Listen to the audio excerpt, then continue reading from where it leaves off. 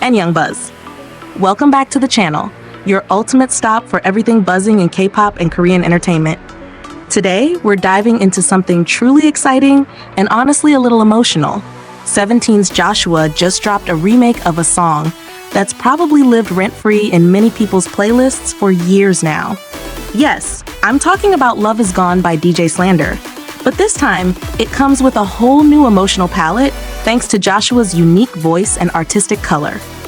So let's talk about what this release means, why it's so special, and how Joshua continues to surprise us as a global artist. Okay, first things first. Joshua's version of Love Is Gone dropped on July 20th at 1 p.m. KST, and let me tell you, it's not just a remake, it's a reinterpretation. You can immediately feel how much of his soul he poured into this version. The original track by Slander, featuring Dylan Matthew, is already a haunting piece about heartbreak. It has that slow burn sadness that creeps in when you realize love has truly ended. But Joshua? He took that sadness and gave it an almost healing tone, soft, raw, and incredibly human. Now here's something I found super touching. This collab didn't happen through management or business deals.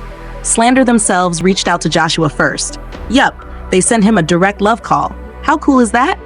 It shows you just how far K-pop idols have come in terms of global influence. These aren't just local stars anymore, they're global collaborators.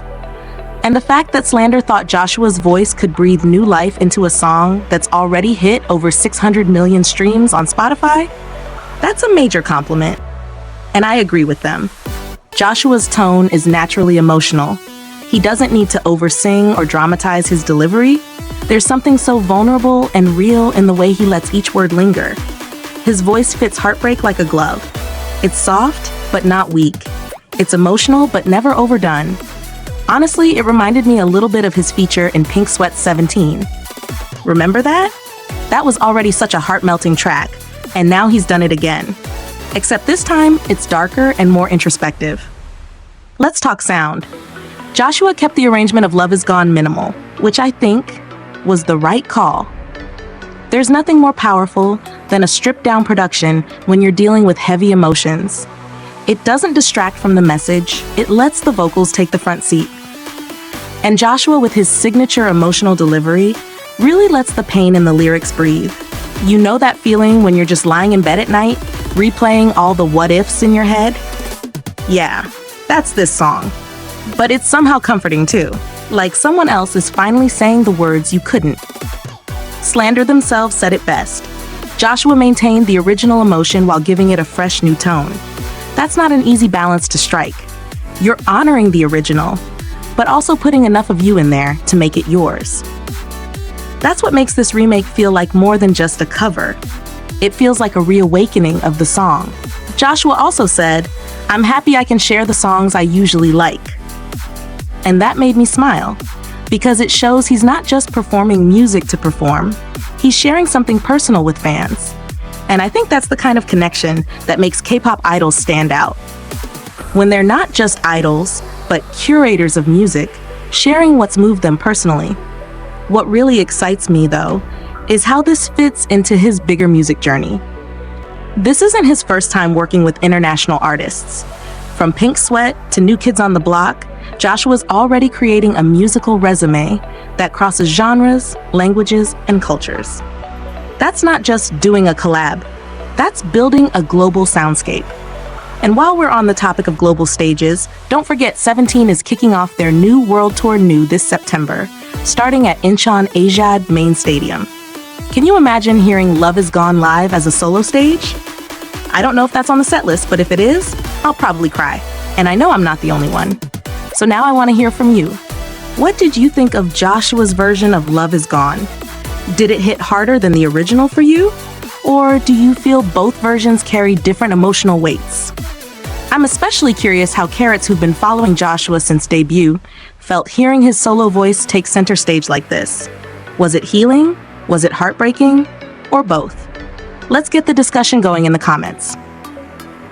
Because I feel like this track really invites personal stories.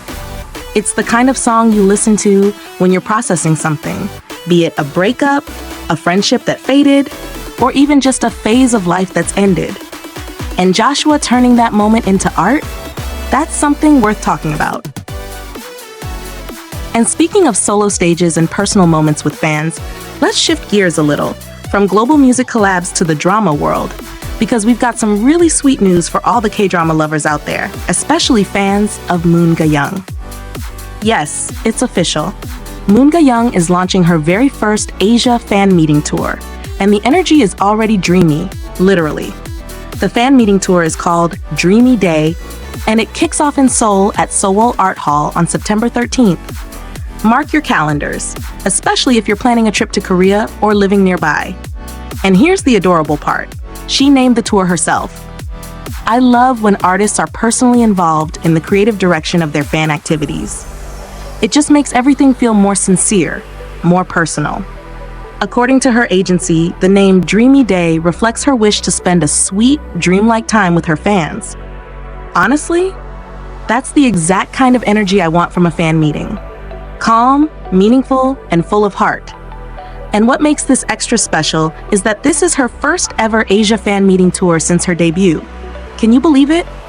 She's been in the industry for years. She debuted way back when she was just a child actress, and now she's finally going on tour to meet fans across Asia. It's long overdue, but maybe that's what makes it more meaningful. For longtime fans who've been supporting her since EXO Next Door, Tempted, or even True Beauty, this is going to be an emotional full circle moment. Now let's talk locations.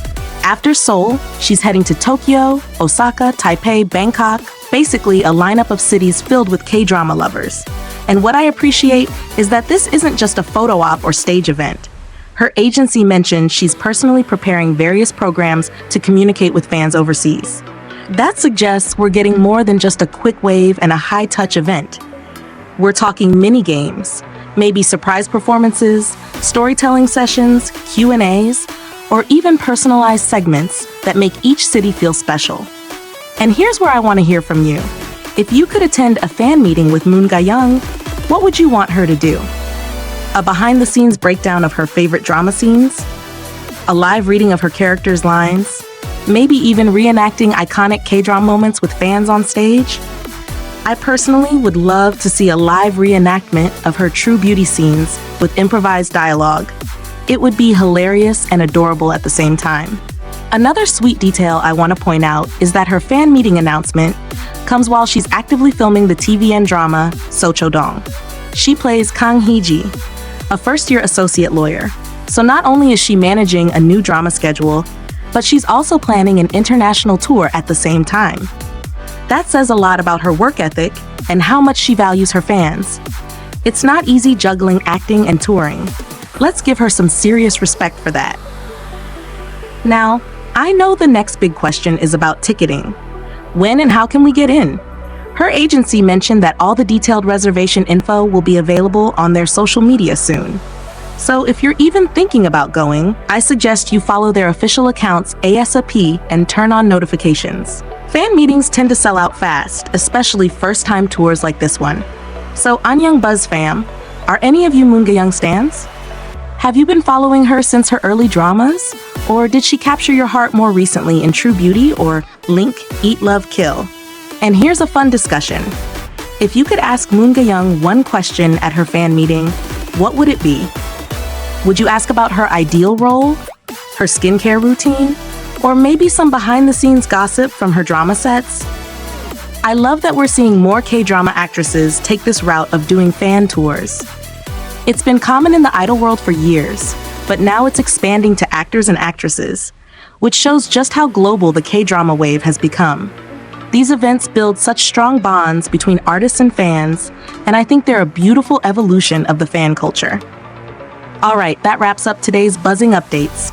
From Joshua's heartfelt reinterpretation of Love Is Gone, to Moon Ga-young giving fans their own dreamy day across Asia. If you enjoyed this deep dive and want more content like this, don't forget to like, subscribe, and drop your thoughts in the comments. Let's talk about your favorite Moon Ga-young moment, or whether Joshua's solo music deserves a spot in your heartbreak playlist. You know I'm always in the replies reading what you guys have to say.